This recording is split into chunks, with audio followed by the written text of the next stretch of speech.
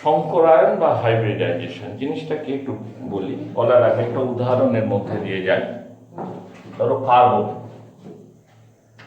তোমরা জানো যে অ্যাটমিক নাম্বার হচ্ছে 6, ইলেকট্রন বিন্যাস হচ্ছে 1s2 2s2 2px1 2py1। কিন্তু এই কার্বনই যখন কম্পাউন্ড ফর্মেশনের সময় হয় তখন এক্সাইটেড স্টেটে থাকে।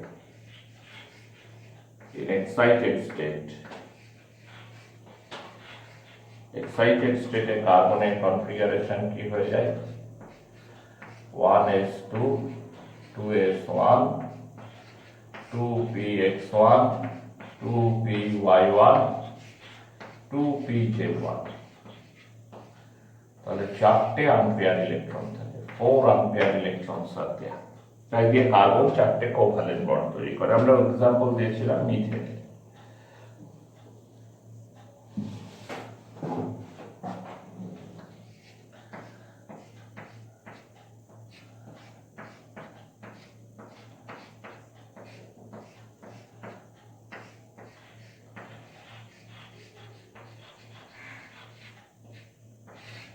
আমরা মিথেনের এক্সাম্পল দিয়েছিলাম, ঠিক আছে।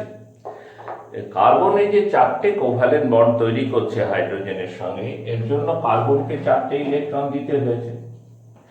4 জোড়া আছে তো না, তার মধ্যে 4টে কার্বনে 4টে হাইড্রোজেনে, 4টে কার্বন দেয় 4টে হাইড্রোজেন দেয়, দিয়ে এই বন্ডটা তৈরি করে। এখন কার্বন তার 4টে ইলেকট্রন কোথা থেকে দেয়? একটা দেয় এস অরবিটাল থেকে, একটা দেয় পিএক্স অরবিটাল থেকে, একটা দেয় পিওয়াই অরবিটাল থেকে, একটা দেয় পিজেড অরবিটাল থেকে। একটা এস অরবিটাল থেকে ইলেকট্রন দেয়, একটা পিএক্স থেকে দেয়, একটা পিওয়াই থেকে দেয়, আর একটা পিজেড থেকে দেয়। দিয়ে 4টে আনপেয়ার ইলেকট্রন, 4টে আনপেয়ার ইলেকট্রন দিয়ে কার্বন 4টে কোভ্যালেন্ট বন্ড তৈরি করে। এবার তুমি ভাবো, যে ইলেকট্রনটা এস অরবিটালে আছে সেটা তো নিউক্লিয়াসের কাছে আছে তুলনায়। কার তুলনায়? যে ইলেকট্রন পিএক্স এ আছে বা পিওয়াই এ আছে বা পিজেড এ আছে, তার সাথে কম্পেয়ার করলে এস এর ইলেকট্রনটা নিউক্লিয়াসের তুলনায় বেশি কাছে আছে। তাহলে এস এর ইলেকট্রনের ওপর নিউক্লিয়াসের ফোর্স অফ অ্যাট্রাকশন তুলনায় বেশি হবে।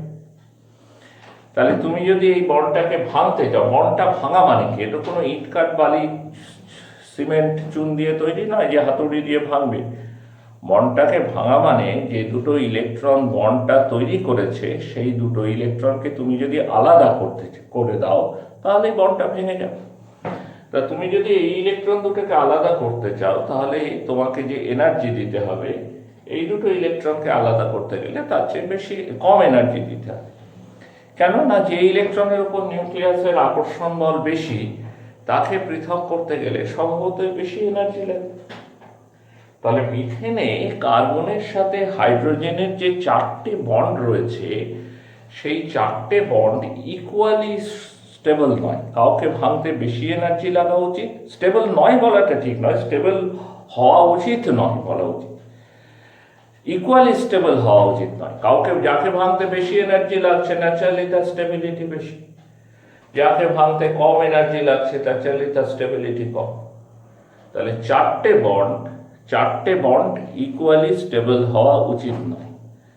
এখন 4টে বন্ড যদি ইকুয়ালি স্টেবল না হয় তাহলে কি হবে? তাহলে মলিকুলটাও স্টেবল হবে না। বুঝতে পেরেছো? মলিকুলটাও সহজেই কেমিক্যাল রিয়াকশনে পার্টিসিপেট করবে, যার বন্ড এনার্জি কম সেটা ভেঙে যাবে। কিন্তু মিথেন আমরা দেখতে পাই একটা বেশ স্টেবল কম্পাউন্ড, সেটা এত চট করে বিক্রিয়া করে এরকম নয়। এই জিনিসটা ব্যাখ্যা করতে গিয়ে বিজ্ঞানীরা তখন হাইব্রিডাইজেশন বা সংকরায়নের তত্ত্ব এনে ফেললেন। জিনিসটা কি? ওরা বললেন, ধরো এস অরবিটাল দেখতে কেমন? স্ফেরিক্যাল, তাই না? আমরা বোর্ডে বৃত্তের মতো এঁকে থাকি। আর পি অরবিটাল গুলো কেমন? ডাম্বেলের মতো। 3টে ডাম্বেল শেপড অংশ, একটা পিএক্স, একটা পিওয়াই, একটা পিজেড।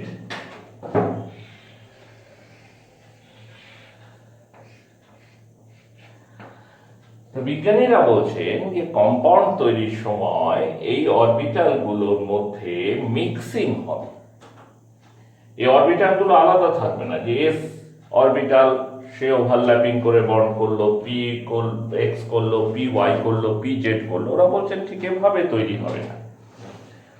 অরবিটাল গুলো মধ্যে একটা মিক্সিং হবে, মিক্সিং হয়ে নতুন অরবিটাল তৈরি হবে। কটা অরবিটালের মধ্যে মিক্সিং হবে? একটা এস, এটা হচ্ছে এস, আর তিনটে পি অরবিটালের মধ্যে মিক্সিং হবে। মিক্সিং হয়ে যেগুলো হবে তাদেরকে বলা হলো হাইব্রিড অরবিটাল।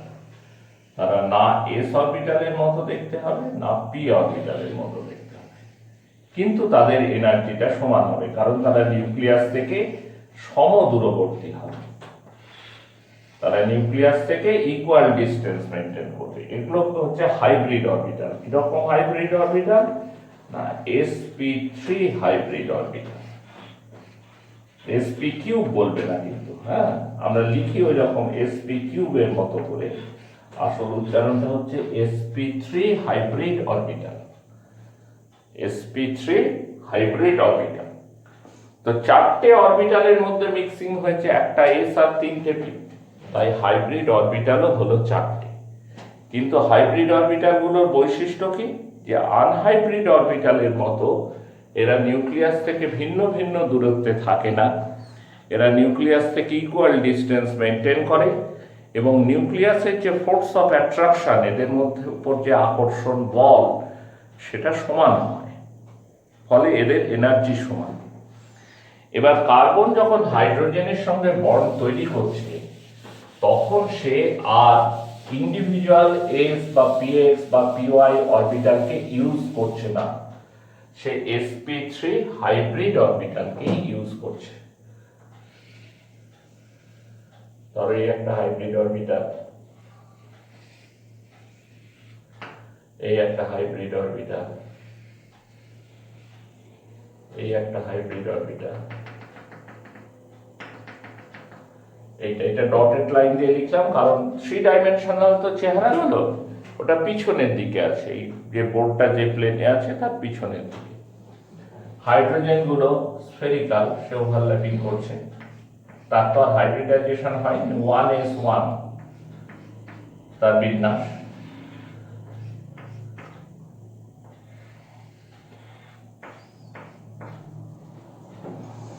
মিথেন তৈরি হচ্ছে। এই অ্যাঙ্গেল গুলো কত ডিগ্রি করে? 109 ডিগ্রি 28 মিনিট। যে কোনো দুটো অ্যাঙ্গেল হচ্ছে 109 ডিগ্রি 28 মিনিট। গঠন কেমন? টেট্রাহেড্রাল বা চতুস্তলকাকার। টেট্রাহেড্রাল বা চতুস্তলকাকার।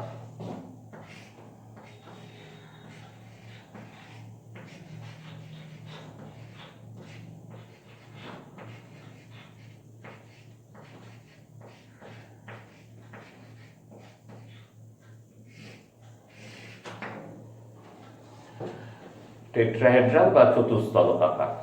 বোঝা যাচ্ছে কথাটা? তাহলে হাইব্রিডাইজেশনের উদ্দেশ্যটা কি? সংকরায়ন। কেন সংকরায়ন হবে? এমনি এমনি সংকরায়ন হবে না। অরবিটালগুলো নিউক্লিয়াস থেকে সমদূরবর্তী নয়, তারা ইকুয়াল ডিস্টেন্স মেনটেন করে না। তার জন্য অরবিটালে যে ইলেকট্রনগুলো আছে, কোন অরবিটাল? Atomic orbital. তার জন্য অরবিটালে যে ইলেকট্রনগুলো আছে তার উপর নিউক্লিয়াসের ফোর্স অফ অ্যাট্রাকশনটা সমান নয়। এই ইলেকট্রনগুলো যদি সরাসরি বন্ড তৈরিতে পার্টিসিপেট করে, তাহলে বন্ডিং পেয়ার যেগুলো, তার উপরও নিউক্লিয়াসের ফোর্স অফ অ্যাট্রাকশন সমান হবে না। ফলে কোনো বন্ড তাড়াতাড়ি ভাঙবে, কোনো বন্ড দেরি করে ভাঙবে, মলিকুলটা স্টেবিলিটি থাকবে না। এবার হাইব্রিডাইজেশন হচ্ছে এক ধরনের মিক্সিং অফ অরবিটাল। এই মিক্সিং হলে কি হবে? অরবিটালগুলোর মধ্যে যদি মিক্সিং হয়, তাহলে তাদের কিন্তু এনার্জিটা ইকুয়াল হবে। কেন ইকুয়াল হবে? কারণ নিউক্লিয়াস থেকে তারা একই দূরত্ব মেনটেন করবে, এবং তাদের মধ্যে যে ইলেকট্রন থাকবে তাদের ওপর নিউক্লিয়াসের ফোর্স অফ অ্যাট্রাকশন সমান হবে। বুঝতে পেরেছো? তোমার আগে কি ছিল? এস এ একটা ইলেকট্রন ছিল, পি এক্স এ একটা, পি ওয়াই এ একটা, পি জেড একটা। এবার এই হাইব্রিড অরবিটাল গুলোতে সব একটা করে ইলেকট্রন চলে গেল। হাইব্রিডাইজেশনের কারণই হচ্ছে যে ডিফারেন্ট যে এনার্জির অরবিটাল তাদেরকে সেম এনার্জিতে কনভার্ট করা, একই এনার্জিতে নিয়ে আসা। এবং রিয়াকশন অন্য সময় হয় না, রিয়াকশনের আগে হয় কেন? কারণ রিয়াকশন হয়ে তো সে যৌগ তৈরি করবে, কম্পাউন্ড ফর্মেশন করবে। কম্পাউন্ডটা যাতে স্টেবল হয়, ভিন্ন ভিন্ন এনার্জির অরবিটালের ইলেকট্রন দিয়ে যদি বন্ড তৈরি করা যায় সেটা স্টেবিলিটি থাকে না। এই যে তোমাদের চারপাশে নানান রকম দেখবে ফ্ল্যাট বাড়ি হচ্ছে, ফ্ল্যাট বাড়ি তৈরি যদি তোমরা খেয়াল করো দেখবে 6তলা 5তলা 4তলা 10তলা ওইভাবে কলাম তুলে দেওয়া হয়। প্রথমে ভিতটা করে নেওয়া হয়, নিয়ে কলাম তোলা হয়। তোমার ওই রডের মধ্যে সিমেন্ট জুড়ে দিয়ে দিয়ে কলাম তৈরি করা হয়। এই কলামগুলোই কিন্তু বাড়িটার মূল, বাড়িটার টোটাল যে প্রেশার, সেটা মানে ভার আমরা বলি, সেইটা কিন্তু কলামটা ধরে রাখে। এখন যদি এমন হয় যে 4টে কলাম বা 6টা কলাম দিয়ে বাড়ি হচ্ছে, তার মধ্যে 3টে কলামের এনার্জি একরকম, 3টে কলামের এনার্জি তার চেয়ে কম, তাহলে কিন্তু সেটা স্টেবল হবে না। কারণ একটা আনইভেন ফোর্স কলামগুলোর উপর কাজ করবে, ফলে যেগুলো দুর্বল সেগুলো সহজে ভেঙে যাবে। বুঝতে পেরেছো? বন্ডিং এর ক্ষেত্রেও তাই। অরবিটাল যারা বন্ড তৈরি করছে তাদের এনার্জিগুলো যদি ডিফারেন্ট হয়, তাহলে সেই বন্ড কিন্তু স্টেবল হয় না, স্থায়ী হয় না। যেটা এনার্জি কম সেটা আগে ভেঙে যায়। স্টেবিলিটির জন্য কম্পাউন্ড তৈরি করাটা তো স্টেবিলিটি অ্যাটেন্ড করার জন্য, সেজন্য স্টেবিলিটি অ্যাটেন্ড করার জন্য রিয়াকশনের আগেই অরবিটালগুলো নিজেদের মধ্যে মিক্সিং ঘটায়। মিক্সিং ঘটালে পরে, এটাকে আমরা পোশাকি ভাষায় হাইব্রিডাইজেশন বলে থাকি। মিক্সিং ঘটালে পরে তাদের এনার্জিটা সমান হয়, নিউক্লিয়াস থেকে ইকুয়াল ডিস্টেন্স মেনটেন করে। এবার হাইব্রিড অরবিটাল দিয়ে যে বন্ড তৈরি হয়, সেই বন্ডগুলো তুলনায় অনেক বেশি স্টেবল হয়। আমি আরো উদাহরণ দিচ্ছি, এটা তো মিথেনের উদাহরণ গেল। ধরো মিথেন,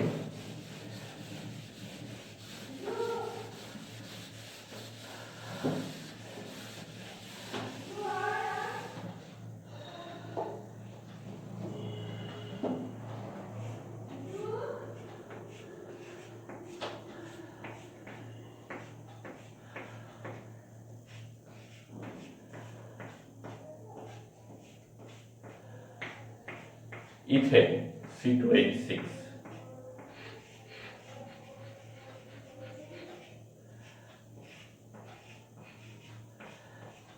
এখানে দুটো কার্বন আছে, দুটো কার্বনই sp3 হাইব্রিড।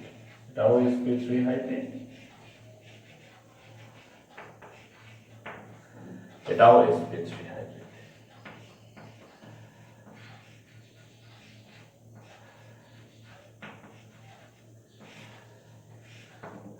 দুটোই হচ্ছে sp3। তার আমরা যদি ছবি আঁকার চেষ্টা করি, আবারও বলি আমি খুব খারাপ ছবি আঁকি, তার ভিত্তিতে যেটুকু যা বোঝানোর চেষ্টা করছি। বাঁদিকের কার্বনটা 4টে এরকম হাইব্রিড অরবিটাল হবে,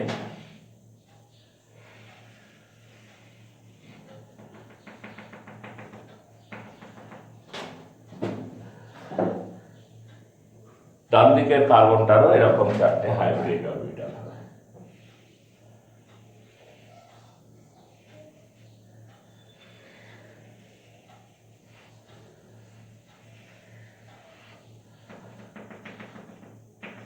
এখানে দেখো দুটো হাইব্রিড অরবিটালের মধ্যে কিন্তু ওভারল্যাপিং হয়েছে, তার মানে এখানে একটা বন্ড আছে। সত্যি করেই তো এখানে দুটো কার্বনের মধ্যে একটা সিঙ্গেল বন্ড আছে, তাই না? সেই বন্ডটা এটা রিপ্রেজেন্ট করছে। এটাকে ছেড়ে দিলে পরে বাঁ দিকের কার্বনটারও 3টে হাইব্রিড অরবিটাল, ডান দিকের কার্বনটারও 3টে হাইব্রিড অরবিটাল। এরা কি করছে? এরা হাইড্রোজেনের সাথে ওভারল্যাপ করছে, করে বন্ড তৈরি করছে।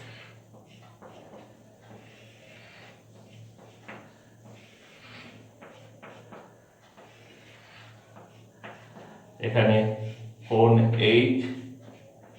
HCC বা কোণ HCH এর ভ্যালু হচ্ছে 109 ডিগ্রি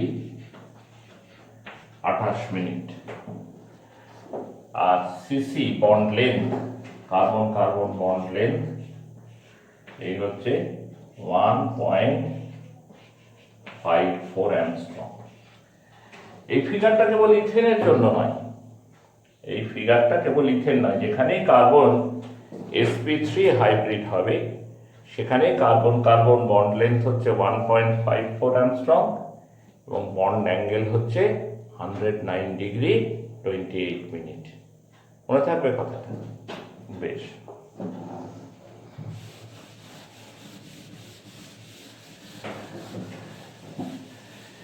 এইবার চলে এসো আর একটা যৌগে।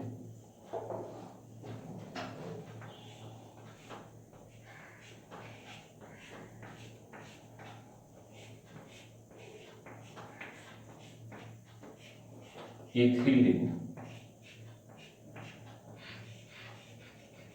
তোমরা পড়েছো অর্গানিক কেমিস্ট্রি, যেটুকু পড়েছো ক্লাস 10-এ, তার মধ্যে এই কম্পাউন্ডগুলোকে তোমরা চেনো। C2H4, এখানেও দুটো কার্বন আছে, এই কার্বনটাও sp2 হাইব্রিড, এই কার্বনটাও sp2। দেখো আগের দুটোতে আমি বলছিলাম sp3 হাইব্রিডাইজেশন, আর এখানে কথাটা চলে আসছে কি sp2 hybridization, sp2 সংকরায়ন, sp2 hybridization. sp2 মানে কি? কার্বনের তো চারটি অরবিটাল, একটা s আর তিনটে p।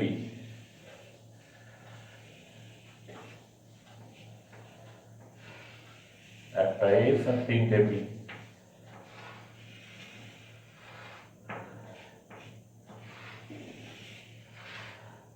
s px py pz। এবার sp2 হাইব্রিড মানে একটা s আর দুটো p এর মধ্যে সংকরায়ন হবে, একটা s আর দুটো p এর মধ্যে হাইব্রিডাইজেশন হবে, আর একটা p কিন্তু হাইব্রিডাইজেশনের বাইরে থেকে যাবে। তাহলে কাদের মধ্যে হচ্ছে? একটা s আর দুটো p এর মধ্যে। তার মানে তিনটে হাইব্রিড অরবিটাল হবে, তিনটে অরবিটাল হাইব্রিডাইজেশনে অংশ নিচ্ছে, হাইব্রিড অরবিটালও তুমি পাবে তিনটে। এই তিনটে হলো sp2 hybrid orbital, sp2 hybrid orbital. আর একটা অরবিটাল pz, সে কিন্তু সংকরায়নের বাইরে থেকে গেল, মানে তার এনার্জি এদের এনার্জির সাথে সমান হলো না। এবার তাও তো দুটো কার্বনেরই একই রকম ব্যবস্থা। এই কার্বনের আমি ছবি আঁকি তিনটে sp2 হাইব্রিড অরবিটালের।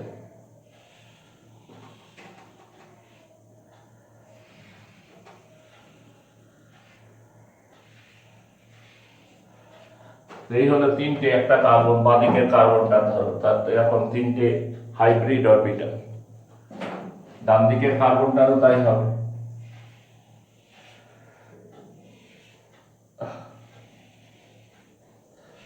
এই একটা, এই একটা, এই একটা। দেখো দুটো হাইব্রিড অরবিটালের মধ্যে ওভারল্যাপিং হয়েছে, এটা আমরা ইথেনের ক্ষেত্রেও দেখেছি, এটাকে বলে হেড অন ওভারল্যাপ, মুখোমুখি হেড অন ওভারল্যাপ। আগেরটাও হেড অনেই ছিল, দেখবে ইথেনের ছবিটা আমি মুছে দিয়েছি, তোমাদের খাতায় লিখে নিতে পারলে দেখবে ইথেনেও তোমার হেড অন ওভারল্যাপই ছিল। তাহলে এই যে দুটো কার্বনের মাঝে যে দুটো বন্ড আছে, সেই দুটো বন্ডের মধ্যে একটা বন্ড কিন্তু এইভাবেই তৈরি হলো হেড অন ওভারল্যাপের দ্বারা। বুঝতে পেরেছো?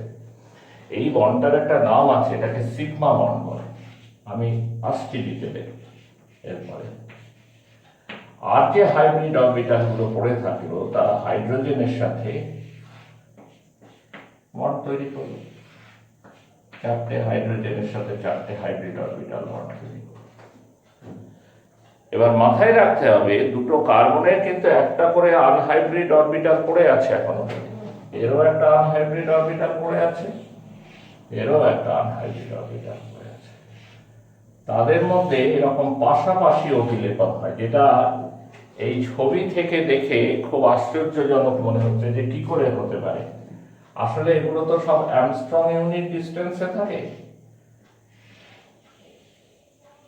এইরকম চেহারাটা আসলে এরকম, এটাকে বলে ল্যাটারাল ওভারল্যাপ, পাশাপাশি অভিলেপন, ল্যাটারাল ওভারল্যাপ। এইভাবে আর একটা বন্ড তৈরি হয়, ল্যাটারাল ওভারল্যাপ। এরপর সেকেন্ড বন্ডটা এইভাবে তৈরি হয়, এটাকে বলে পাই বন্ড। তাহলে দুটো কার্বনের মধ্যে ডাবল বন্ড আছে, শুধু দুটো কার্বন না, দুটো অ্যাটমের মধ্যে ডাবল বন্ড আছে জানলেই জানবে একটা সিগমা বন্ড আছে আর একটা পাই বন্ড।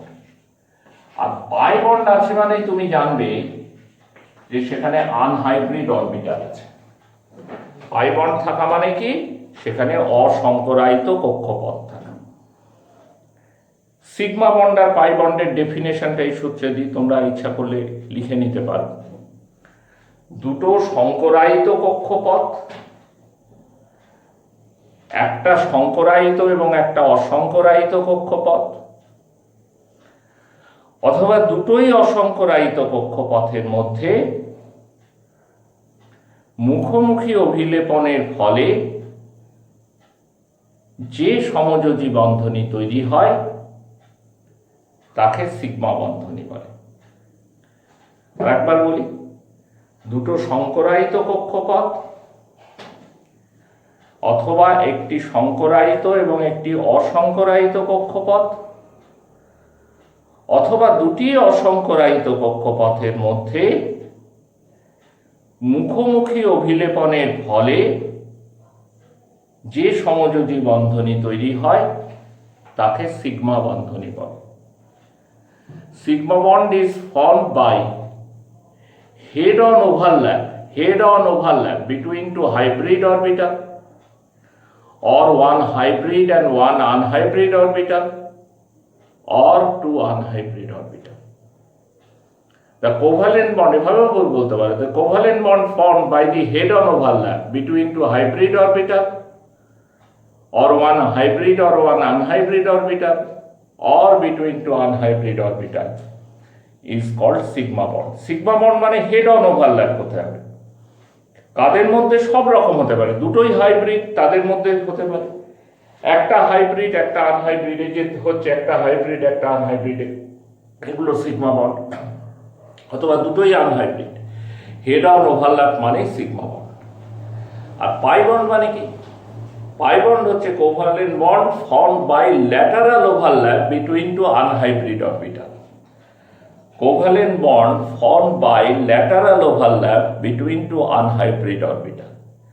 দুটো অসংকরায়িত কক্ষপথের মধ্যে পাশাপাশি অভিলেপনের ফলে যে সমযোজী বন্ধনী তৈরি হয় তাকে বলে পাই বন্ধনী। তাহলে পাই বন্ধনীটা তৈরি করবে কে? তৈরি করবে অসংকরায়িত কক্ষপথ।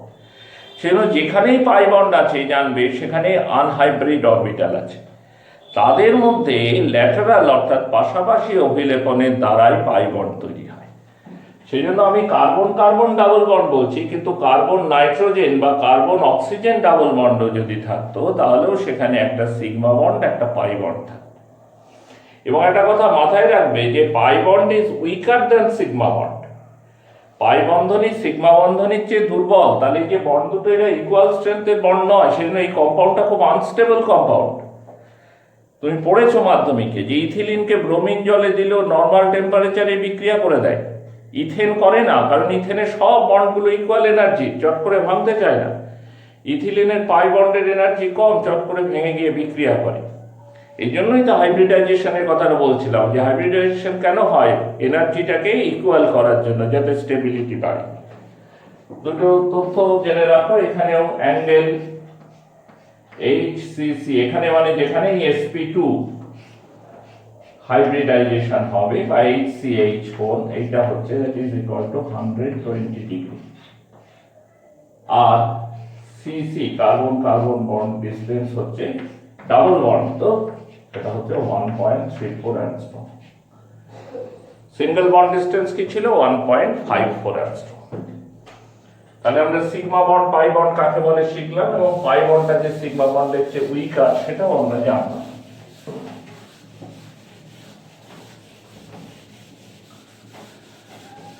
আর একটা কম্পাউন্ড নিয়ে আমরা অর্গানিক কম্পাউন্ডের মধ্যে সে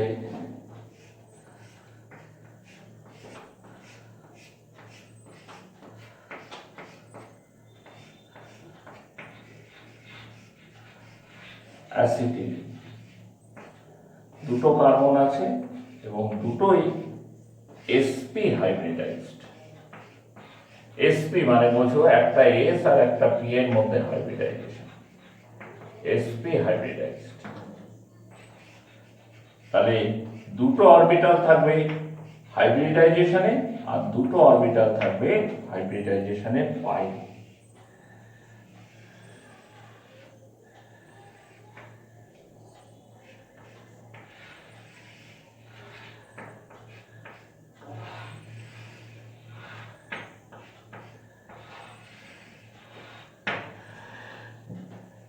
তাহলে দুটো যদি হাইব্রিডাইজেশনের মধ্যে আসে তাহলে দুটো হাইব্রিড অরবিটাল পাবো।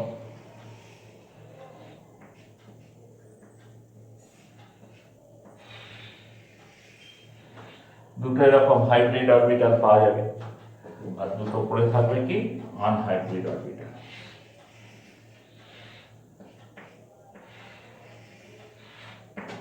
দুটো হাইব্রিড অরবিটাল আর দুটো আনহাইব্রিড অরবিটাল।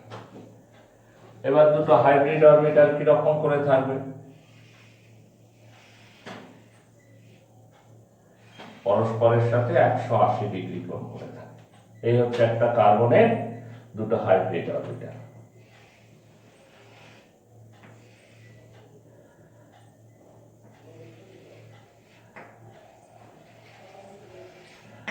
এইটা হচ্ছে আরেকটা কার্বনের দুটো হাইব্রিড অরবিটাল। ঠিক আছে, তাদের মধ্যে দেখো হেড অন ওভারল্যাপ হয়েছে, তার মানে সিগমা বন্ড। তাহলে এই ট্রিপল বন্ড এর মধ্যে একটা হচ্ছে সিগমা, আর বাকি হাইব্রিড অরবিটাল গুলো দিয়ে হাইড্রোজেনের সাথেও বন্ড তৈরি করেছে। এবার দুটো কার্বনে দুটো করে আনহাইব্রিড অরবিটাল পড়ে আছে।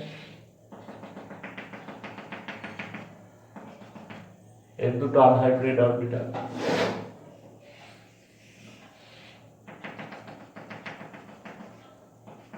এরও দুটো আনহাইব্রিড। আমি একটা ডটেড লাইনে লিখলাম, তার কারণ হচ্ছে ওটা অন্য প্লেনে আছে, অন্য তলে আছে।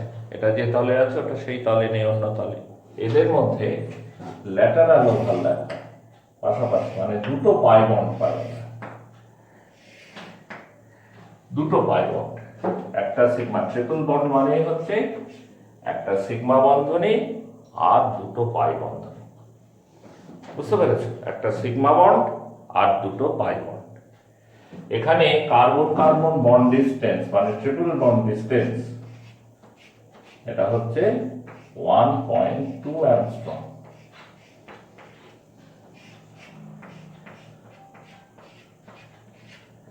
এই কোণের মান হচ্ছে 180 ডিগ্রি, অ্যাঙ্গেলটা হচ্ছে 180 ডিগ্রি। ঠিক আছে, এইবার কথা হচ্ছে স্মরণ রাখবে কিন্তু কার্বন কার্বন ট্রিপল বন্ডে একটা সিগমা দুটো পাই, কার্বন নাইট্রোজেন ট্রিপল বন্ড হলে একটা সিগমা দুটো পাই। এবার কথা হচ্ছে যে তুমি চিনবো কি করে? তুমি প্রশ্ন করবে স্যার আমি চিনবো কি করে, কোথায় কার্বন sp3, কোথায় কার্বন sp2, কোথায় কার্বন sp? আপনি বলে দিচ্ছেন, আমি করছি। চেনার সহজ উপায় আছে। যে সমস্ত কার্বনের যৌগে কার্বন কম্পাউন্ডে দেখবে কার্বন কেবলমাত্র সিঙ্গেল বন্ড দিয়ে, কার্বন কেবলমাত্র এক বন্ধনী দ্বারা অন্য কোনো পরমাণু বা মূলকের সাথে যুক্ত আছে, কেবল সিঙ্গেল বন্ড দিয়ে যুক্ত আছে। যেমন মিথেনে একটা কার্বন 4টে হাইড্রোজেনের সাথে যুক্ত আছে কেবল সিঙ্গেল বন্ড দিয়ে। যেমন ইথেনে কার্বন কার্বন বন্ড আছে, কার্বন হাইড্রোজেন বন্ড আছে, সব সিঙ্গেল বন্ড। কার্বন যদি কেবল সিঙ্গেল বন্ড দিয়ে অন্যের সাথে যুক্ত থাকে তাহলে সেই কার্বন হচ্ছে sp3 কার্বন। ঠিক আছে, যদি কোনো কম্পাউন্ডের মধ্যে কার্বন কার্বন ডাবল বন্ড হয় তাহলে সেই কার্বন হচ্ছে sp2। যদি শুধু আবারও আমি বলছি কার্বন কার্বন ডাবল বন্ড কেন, যদি কোনো কম্পাউন্ডে দেখো কার্বন কার্বনের সাথে বা সালফারের সাথে বা অক্সিজেনের সাথে বা নাইট্রোজেনের সাথে ডাবল বন্ড দিয়ে যুক্ত আছে, তুমি জানবে সেই ডাবল বন্ডেড কার্বন হচ্ছে sp2। আর যদি দেখো কোনো কম্পাউন্ডের মধ্যে কার্বন নাইট্রোজেনের সাথে ট্রিপল বন্ড বা অন্য কারোর সাথে ট্রিপল বন্ড দিয়ে যুক্ত আছে তাহলে সেই কার্বন হচ্ছে sp কার্বন। হ্যাঁ, এইভাবে বন্ডের প্যাটার্ন দেখে তোমাকে চিনতে হবে কোথায় কার্বন sp3 হবে, কোথায় কার্বন sp2 হবে, কোথায় কার্বন sp হবে। এই সংক্রান্ত আলোচনা আজকের ক্লাস আমরা এইটুকুই রাখছি, কিন্তু আলোচনা আমাদের বন্ধ হলো না। হাইব্রিডাইজেশন একটা বড় জায়গা। আমি আশা করি আগামী 2-3টে ক্লাস ধরে আমরা হাইব্রিডাইজেশনের আলোচনা চালাবো। এবং ইনঅর্গানিক কম্পাউন্ড, আমরা যতগুলো কম্পাউন্ড এখানে নিয়ে এলাম সবই অর্গানিক কম্পাউন্ড, ইনঅর্গানিক কম্পাউন্ডগুলোকেও আমরা এই আলোচনার মধ্যে নিয়ে আসবো। ঠিক আছে, আজকে এই পর্যন্তই।